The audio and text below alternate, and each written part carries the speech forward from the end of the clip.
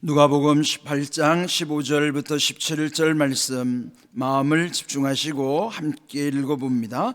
사람들이 예수께서 만져주심을 바라고 자기의 어린 아기를 데리고 오매 제자들이 보고 꾸짖거늘 예수께서 그 어린 아이들을 불러 가까이 하시고 이르시되 어린아이들이 내게 오는 것을 용납하고 금하지 말라. 하나님의 나라가 이런 자의 것이니라. 내가 진실로 너희에게 이르노니 누구든지 하나님의 나라를 어린아이와 같이 받아들이지 않는 자는 결단코 거기 들어가지 못하리라 하시니라. 아멘. 누가복음 18장에는 6주제를 통해서 하나님께 가까이 나가는 데 있어서 방해가 되는 그 6가지가 있어요.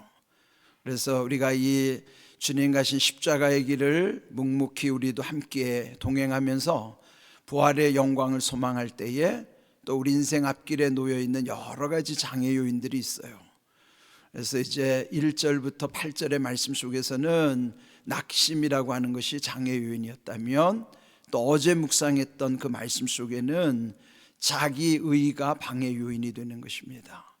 그런데 그렇게 자기가 누구인가를 모르고 착각하게 되면은 또 사람들을 멸시하기도 하고, 그런 여러 가지 현상은 하나님의 하나님 되심과 나의 나됨에 대한 즉 정체성의 문제라고 그랬어요. 그래서 우리는 먼저 하나님의 정체성을 깨달아야만 내가 누구인지, 내가 무엇을 해야 하는 사람인가, 자기 정체성도 분명히 깨달아 알 수 있다 말씀드렸어요. 또 우리는 말씀 속에서 우리의 기도 제목을 또 발견합니다. 그래서 어제 주신 자기 정체성을 위한 기도를 4가지 말씀드렸어요. 그 기도 기억하시죠? 하나님의 하나님 되심과 나의 나됨을 깨달아 알게 하옵소서.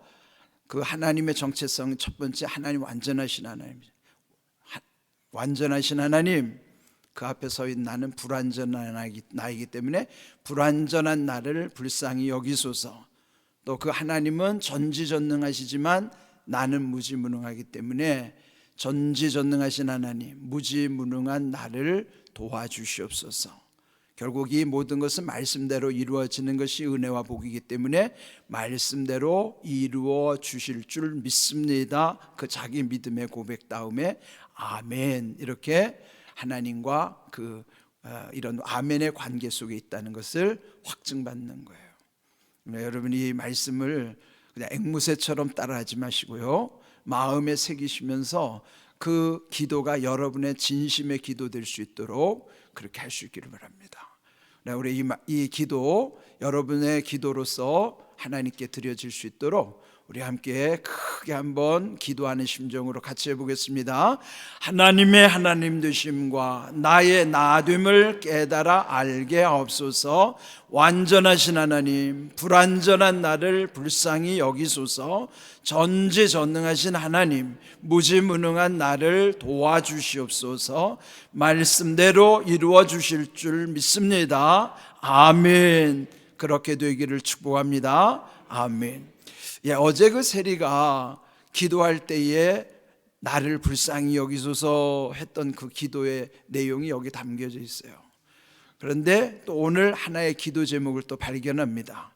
오늘 이 15절부터 17절 짧은 내용인데 오늘 제목은 오해의 문제입니다. 그 오해라 하는 것은 내 진심이 왜곡됐을 때, 내 생각은 이런데 그게 주변에서는 오해를 살 때가 있어요. 그리고 내가 본심은 정말 참 선한 뜻으로 한 것인데 또 주변에서 받아들이는 것은 안 좋게 받아들이는 경우가 있어요. 이럴 때 오해라고 하잖아요. 오늘 본문에 보면은 사람들이 예수님 앞에 올 때에 어떻게 왔다 그랬어요? 만져주심을 바라고 왔다. 그런데 올 때 자기들 혼자만 온 게 아니라 아이들을 다 데리고 온 거예요. 그런데 막상 왔더니 예수님의 제자들이 아이들을 데리고 온 것이 좀 뭔가 귀찮았던지, 그래서 그 아이들을 데리고 온 것에 대해서 꾸짖은 거예요. 그러면 부모 입장에서는 속상하죠.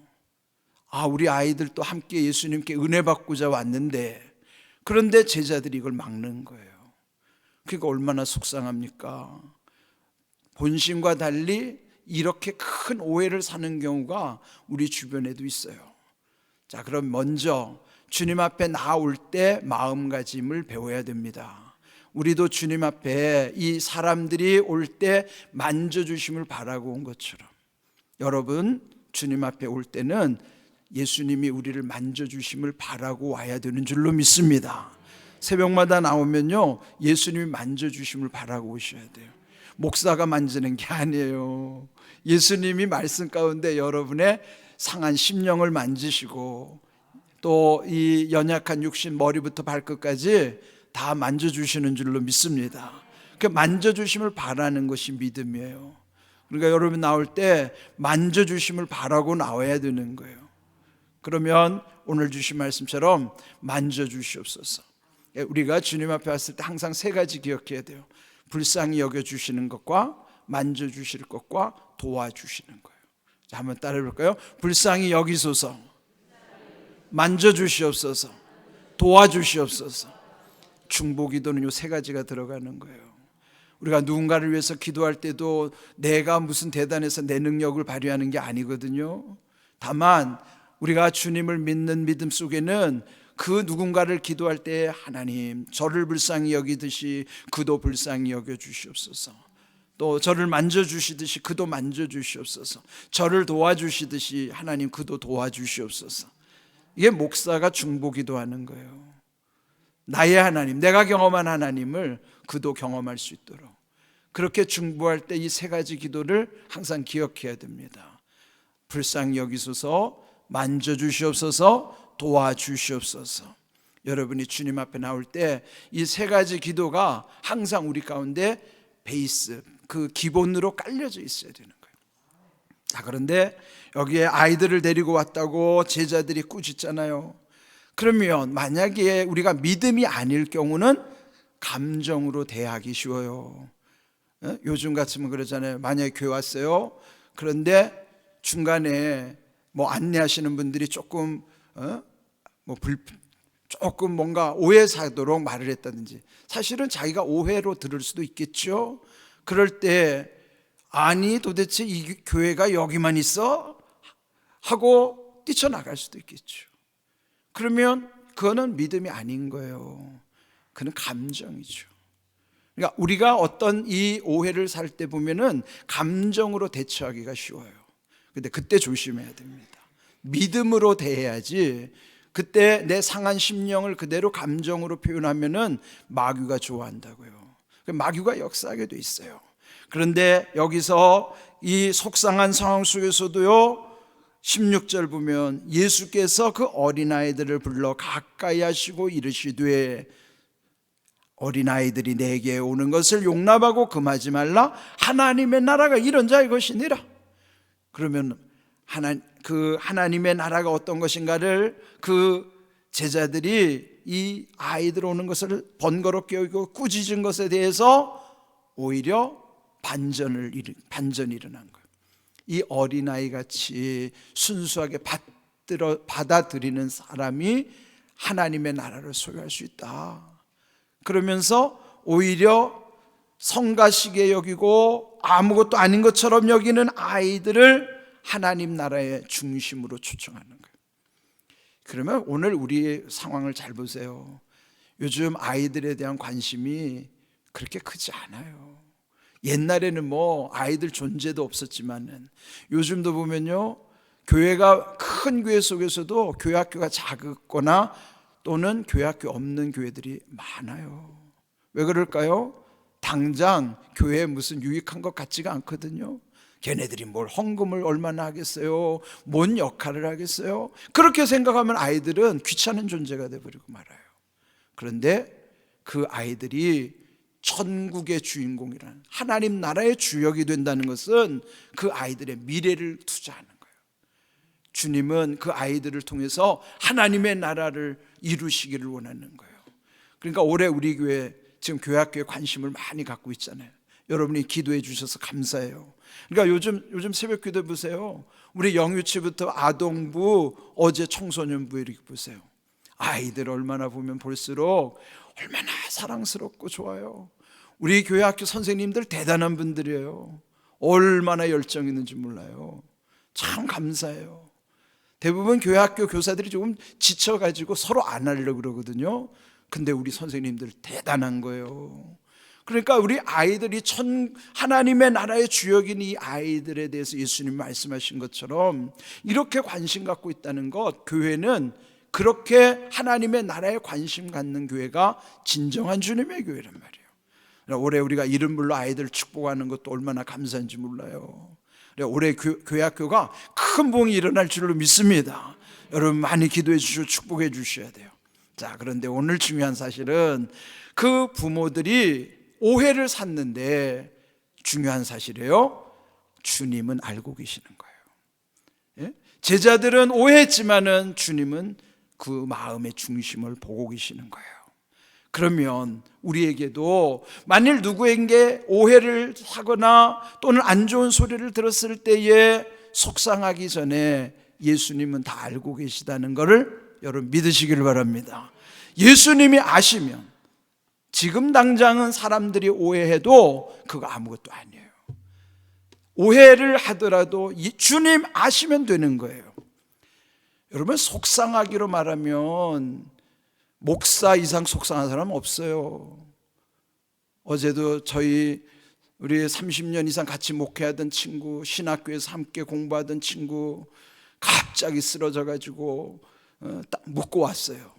근데 한 친구가 추도사를 썼는데 그 친구는 필리핀 선교 가느라고 못 가서요. 저보고 그걸 대독하라고 그래서 읽으면서 거기 모인 사람이 얼마나 다 눈물바다가 되는지 몰라요. 근데 그 내용 중에 뭐가 있냐면은 목회하면서 그 속상한 내용들을 쭉 적는 거예요. 야, 진짜 여러분 목회 이거 아무나 하는 거 아니거든요. 그래 이 속상한 걸로 따지면은 목사를 따라갈 수가 없어요.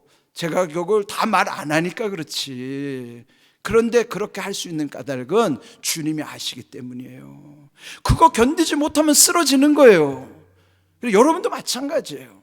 여러분도 주변의 사소한 일로 때로는 오해를 살 수가 있고 안 좋은 소리를 들을 수가 있고 속상할 수도 있어요. 그러나 그때 잊지 마세요. 주님은 아십니다. 주님이 아시면 되는 거예요. 그러면 그 속상한 거는 잠시 속상할 수 있지만 그걸 이길 수가 있는 거예요. 오해의 문제를 이길 수 있는 길은 예수님이 아신다는 것을 믿는 거예요. 여러분도 오해를 사거나 속상한 일이 있을 때는 주님이 아신다는 것을 믿으시기 바랍니다. 그러면 그 모든 것 이겨내는 만큼이 여러분의 믿음의 능력이 올라가는 거예요. 오늘 주신 말씀 잘 새기시고요. 그래서 결국 17절에 보면 누구든지 하나님의 나라를 이 어린아이와 같이 받아들이지 않으면 결단코 천국에 갈 수가 없다는 것이죠. 오늘 주신 말씀 잘 새기십시오. 오해의 문제 답이 뭐예요? 예수님은 아신다. 그러니까 예수님 아시면 이길 수 있어요.